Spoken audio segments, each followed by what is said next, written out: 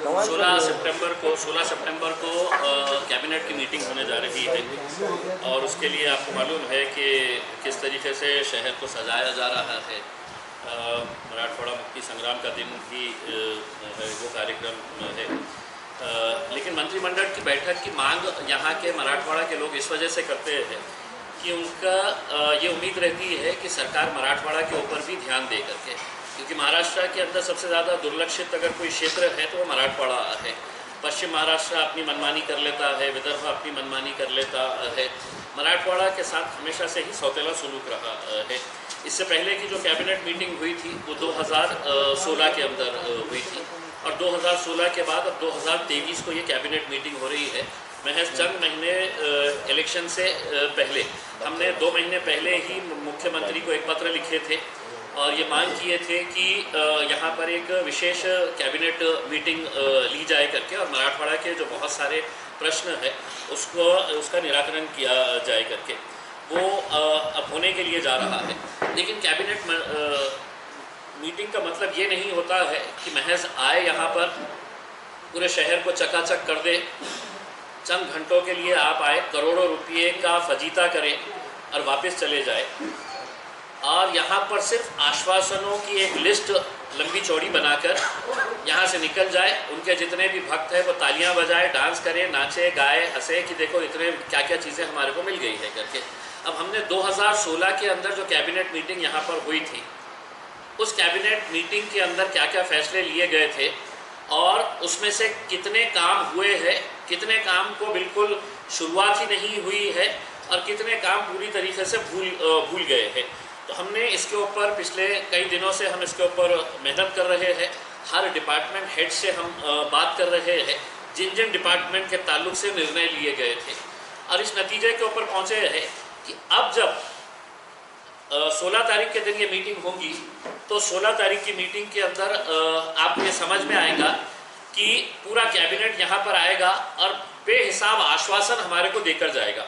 हम महाराष्ट्र सरकार से ये अनुरोध करेंगे कि आपकी कैबिनेट मीटिंग शुरू होने से पहले आप 2016 के जो वादे किए गए थे उसके ताल्लुक से हमको बताएं कि वो फैसले कहाँ तक पहुँचे हैं और उसके बाद आपके नए झूठ का जो सिलसिला है, वो नए झूठ का सिलसिला है तो आप बाद में है तो उसको कैबिनेट मीटिंग के बाद ये कर लें। अब 2016 के अंदर जो कैबिनेट मीटिंग हुई थी उसमें कितना पैसा का प्रोग्राम्स ये किए गए थे, तो तकरीबन 49,000 करोड़ यानी कि तकरीबन 50,000 करोड़ रुपए की घोषणाएं की गई थी कि 50,000 करोड़ रुपए के यहाँ पर अलग अलग प्रोजेक्ट्स के लिए ये काम किए जाएंगे करके।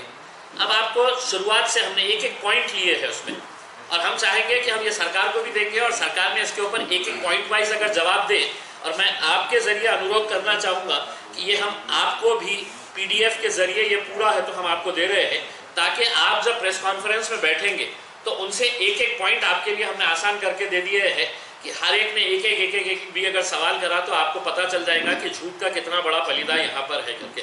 सबसे पहला ये है कि औरंगाबाद विभागीय आयुक्तालय येथे सुसज्ज सभागृह स्वतंत्र प्रशासकीय इमारत, ये फैसला 2016 के अंदर लिया गया और ये फैसले के अंदर कैबिनेट मीटिंग के अंदर ये फैसला लिया गया कि 40 करोड़ रुपए की बिल्डिंग डिविजनल कमिश्नर ऑफिस के अंदर बनाई जाएगी और कितने महीने के अंदर बनाई जाएगी, तो 20 महीने के अंदर बनाई जाएगी। ये 2016 के अंदर फैसला लिया गया, 40 करोड़ रुपये उसको देंगे बोल के। आज की सद्य स्थिति क्या है कि वहाँ पर कोई बिल्डिंग नहीं बनी है, कोई पैसा उसके लिए सैंक्शन नहीं किया है। आज मजबूरी ये हो गई है कि कैबिनेट मीटिंग आज हमको स्मार्ट सिटी ऑफिस के अंदर लेनी पड़ रही है। अगर वो स्मार्ट सिटी ऑफिस भी नहीं रहता तो हो सकता है कि आमखास मैदान के अंदर कुर्सियाँ डाल के है तो बिठाना पड़ा होता उसमें। अगर जिस विभागीय क्षेत्र के लिए तुम आ रहे हैं, डिविजनल कमिश्नर ऑफिस के अंदर ये सारे फैसले लिए गए हैं और झूठ वहीं से अगर शुरू हुआ कि हम यहाँ पर एक 20 महीने के अंदर एक 40 करोड़ रुपए की एक बिल्डिंग बनाएंगे, तो वो बिल्डिंग आज तक नहीं बनी है।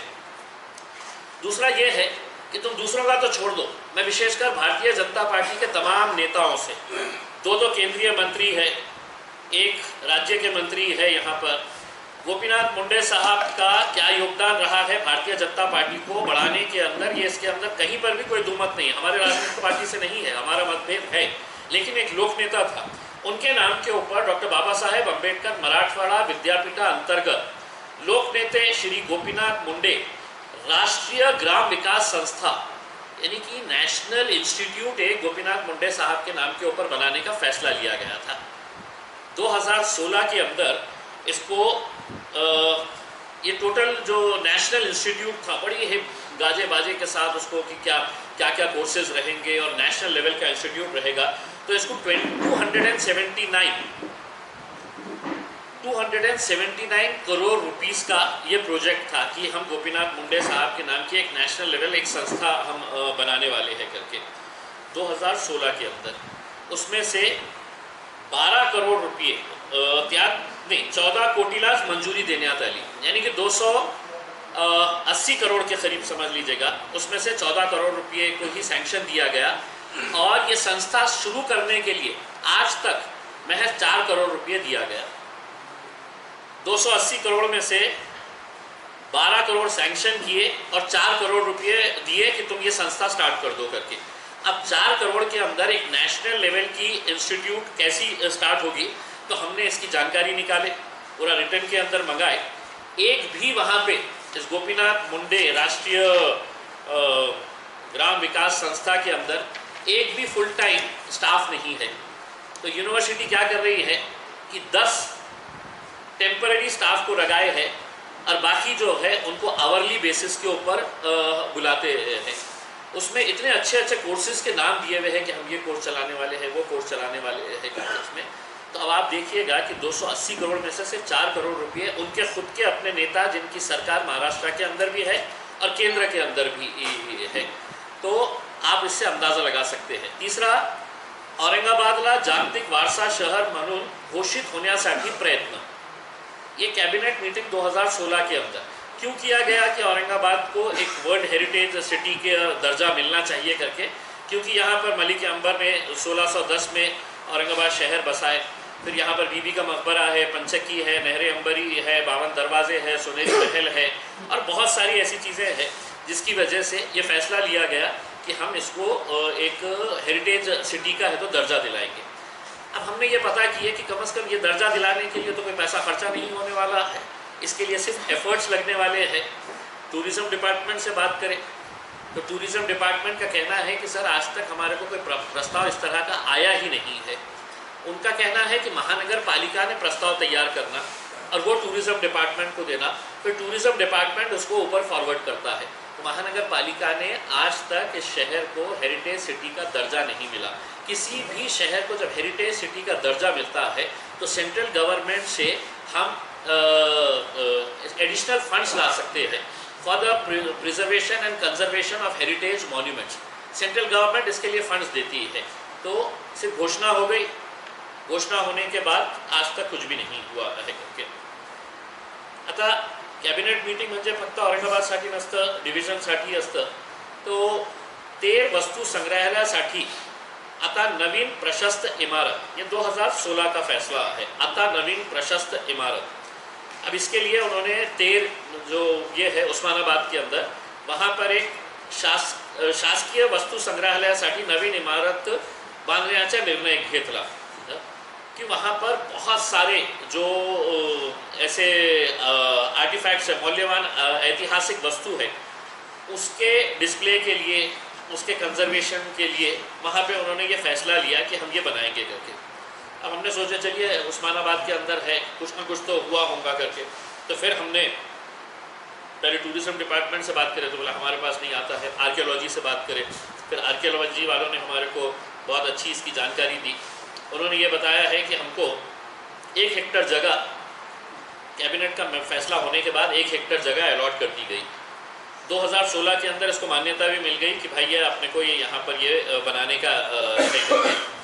और उसके लिए उन्होंने 15 करोड़ रुपये सैंक्शन किए ये संग्रहालय बनाने का है करके उस्मानाबाद के तेर में। उसके बाद पता चला कि वो ज़मीन जो है वो वहाँ पे अतिक्रमण है, वो अतिक्रमण निकाल नहीं सकते हैं, वो ज़मीन बराबर नहीं है। तो अब 2016 का जो फैसला था, अब उसको वही वस्तु संग्रहालय पूरा करने के लिए अब जो पहले 7 करोड़ रुपये का प्रस्ताव था, वस्तु संग्रहालयाकरिता 7 कोटी रुपयांची 2000 मान्यता देण्यात, त्यानंतर मुख्य इमारतीकरिता सुधारित 15 कोटीची मागणी करण्यात आली होती।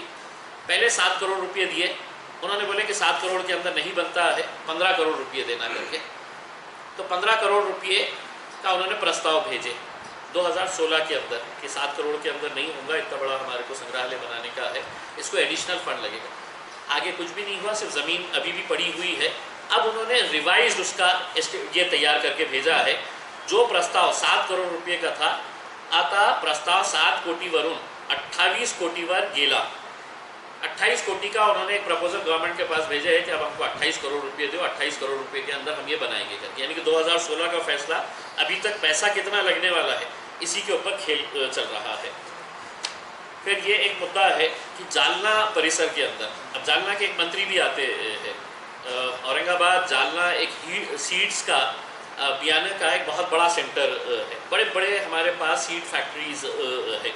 तो 2016 के अंदर इन्होंने फैसला किया कि हम 109 करोड़ रुपये खर्चा करके जालना में एक सीड पार्क हम बनाएंगे, 109 करोड़। और उसका उद्देश्य ये था की शेतकऱ्यांच्या उत्पन्नात 600 कोटीपर्यंत वाढ आणि 40,000 लोकांना रोजगार।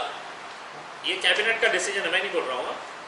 जैसा मोदी जी वहाँ पे है तो फेंकते रहते हैं, तो यहाँ पे आके ये लोग 40,000 लोगों को नौकरियाँ मिलने वाली है करके ये फैसला उन्होंने लिए है।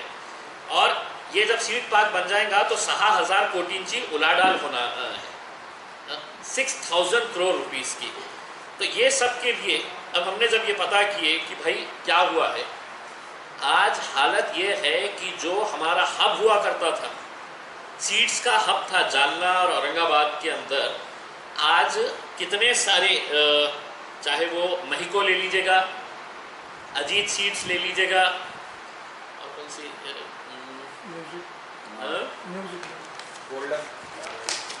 तो ये सब ने अपनी अपनी सीड फैक्ट्रीज कहाँ लेके चले गए हैं।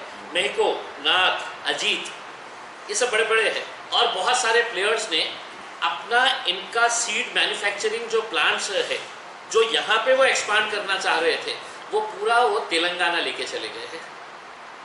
ये सब बड़ी बड़ी कंपनीज ने तेलंगाना लेके चले गए। हमने सीड कंपनी वालों से बात किए, हमने इनके डिपार्टमेंट के लोगों से बात की कि क्या वजह है। इन्होंने कहा कि यहाँ पर ऐसे कानून बनाए जा रहे हैं कि यहाँ पर कोई रहना नहीं चाह रहा है। सीड कंपनी जिस तरीके से FIR रजिस्टर हो जा रहे हैं, ब्लैकमेलिंग की जा रही है, तो ये सब देखते हुए, यही नहीं जो गवर्नमेंट की महाबीज है, उन्होंने भी अपना प्रोडक्शन बेस जो है वो यहाँ से उन्होंने मध्य प्रदेश के अंदर शिफ्ट कर दिया है। तो जहाँ पर आपने हमारे को लॉलीपॉप देके गए थे कि 40,000 करोड़ नौकरियाँ मिलने वाली है, 6,000 करोड़ का उलाढाल होने वाला है, यहाँ से ऑलरेडी मतलब सीड्स के बहुत सारे, अब उनका कहना है कि हमने कहीं जालना के आगे, बुल्डाना के पास हमने कुछ जगह दिए हैं करके। लेकिन यहाँ पे सीड कंपनी का कहना ये है कि ये जो सीड पार्क बनाया जा रहा था, वो सीड पार्क का मकसद ये था कि यहाँ पे अच्छे लेवल का है तो साइंटिस्ट लेके आके यहाँ पर उसके ऊपर रिसर्च किया जाए और सीड्स का एक सेंटर बनाया जाए करके। लेकिन कोई भी वहाँ पे जाने के लिए तैयार नहीं है, तो वो वैसे का वैसे ही पड़ा हुआ है, उसके ऊपर कोई काम नहीं हो रहा है। सीड कंपनीज का आज भी कहना है कि अगर औरंगाबाद और जालना के बीच में अगर आप जगह देते हैं तो यकीनन जो कंपनीज वहाँ पर गई है, वापस गई है, वो दोबारा यहाँ पर आ सकती है करके। तो एक यहाँ पर हमारा जालना वाला मैटर भी जो था वो हाथ से निकल गया है। और दुर्दैव ये है कि जालना के अंदर भी केंद्रीय मंत्री है और राज्य के अंदर भी केंद्रीय मंत्री है। एग्रीकल्चर मिनिस्टर भी जो थे वो अभी तक अब्दुल सत्तार साहब थे जो मराठवाड़ा से आते हैं, और अभी भी जो एग्रीकल्चर मिनिस्टर है धनंजय मुंडे, वो भी मराठवाड़ा से आते हैं। तो क्या उनको ये मालूम नहीं है कि अजीत सीड्स चले गया है, नाथ सीड्स चले गया है, महिको ने है तो तेलंगाना के अंदर एडिशनल अपने प्लांट्स डाल दिया है। म्हणजे आपल्याकडे ग्रोथ नाही, जे पॅरेलल ग्रोथ आपल्याकडे व्हायला पाहिजे होती ते पॅरेलल ग्रोथ आता तेलंगणा आणि मध्य प्रदेशमध्ये आहे. सगळे लोक तिथे चाललेले आहेत. 2016 का एक फैसला है, जात पडताळणीची कारवाई आता जलद होणार. पोलीस उप अधीक्षकांची 21 नवीन पदे भरण्यात येईल. ये 2016 के अंदर ये फैसला लिया गया था. अब 36 जिला निहाय जात प्रमाण पत्र पड़तालनी समितियां, आपको मालूम है कि कास्ट वेरिफिकेशन के लिए कितना लोगों को तकलीफ होती है और कितना लोगों को कितना कई महीनों सालों तक है तो इंतज़ार करना पड़ता है वेरिफिकेशन के लिए. तो उस वक्त 2016 के अंदर उन्होंने बोले हैं. अब आज की स्थिति में बताता हूँ, पूरे जितने भी पोस्ट हैं इनके, उपायुक्त, संशोधन अधिकारी, पुलिस उप अधीक्षक और पुलिस निरीक्षक. अब पोलीस उप अधीक्षकांची 21 नवीन पदे भरण्याचा निर्णय 2016च्या कॅबिनेट मीटिंगमध्ये घेण्यात आला होता. आजची स्थिती काय आहे मी आपल्याला पूर्ण आकडा सांगतो की मंजूर पदे हे 36 जिल्ह्यामध्ये जे आहे त्याच्यामध्ये 180 मंजूर पदे आहेत. 180 पोस्ट आहे. भरलेली पदे किती आहे तर 91 आणि रिक्त पदे किती आहे तर 89 प्लस 3 वेगळे, तो ऑलमोस्ट 50% पदे रिक्त आहे. आणि तुम्ही जे निर्णय घेतला होता कॅबिनेटमध्ये 2016 की पोलीस उप अधीक्षकांची 21 पदे आम्ही भरणार आहे, त्याचा हाल काय आहे की मंजूर जे आहे टोटल 36 पदे आहे त्याच्यापैकी भरलेली फक्त 8 पदं आहेत. फक्त 8 पद. म्हणजे घोषणा केली गेले पळून. ये सब आपको हम देने वाले हैं. मराठवाड्यातील लातूर, जालना येथील विद्यार्थ्यांची मोठी सोय.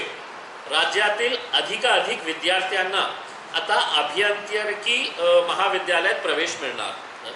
इन्होंने क्या किए थे कि इसका कन्वर्जन करेंगे, जो शासकीय तंत्र निकेतन ITI जो है उसको हम इंजीनियरिंग कॉलेजेस के अंदर कन्वर्ट करेंगे करके ये इन्होंने 2016 के अंदर फैसला लिया था. 2016 के कॅबिनेट के अंदर काय झालं, घोषणा झाल्यानंतर फक्त 2च म्हणजे रत्नागिरी व यवतमाळ पॉलिटेक्निक कॉलेजचे रूपांतर इंजिनिअरिंग कॉलेजमध्ये झाले आहे. कुठले आहे ते? रत्नागिरी आणि यवतमाळ. आपला काय हाल तर धुले, जालना, लातूर व सोलापूर या 4ही कॉलेजचे प्रस्ताव आजपर्यंत प्रलंबित आहे. अनेक विद्यार्थी इंजिनिअरिंगच्या शिक्षणापासून.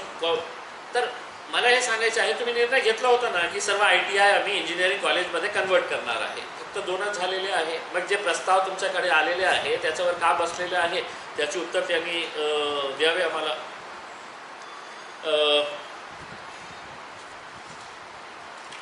म्हणजे और खूप सारे हे आहे, पण मी आपल्याला महत्त्वाचे हे सांगतो कारण हे आपल्याला मी एक PDF मध्ये आम्ही तुम्हाला डिटेल्स पण देणार आहे.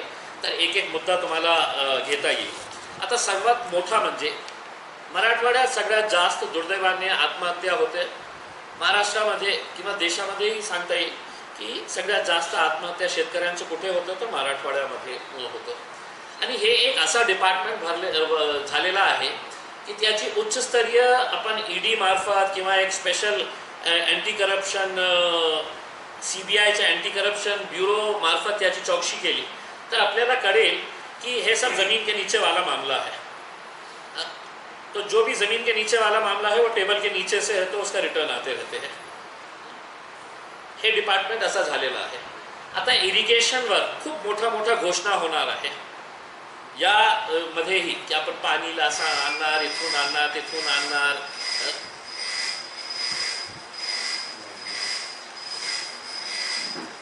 तो मैं आपको देखिए एक 2-3 इरिगेशन के प्रोजेक्ट्स बताता हूँ हमारे पास के, और उसकी हालत क्या है.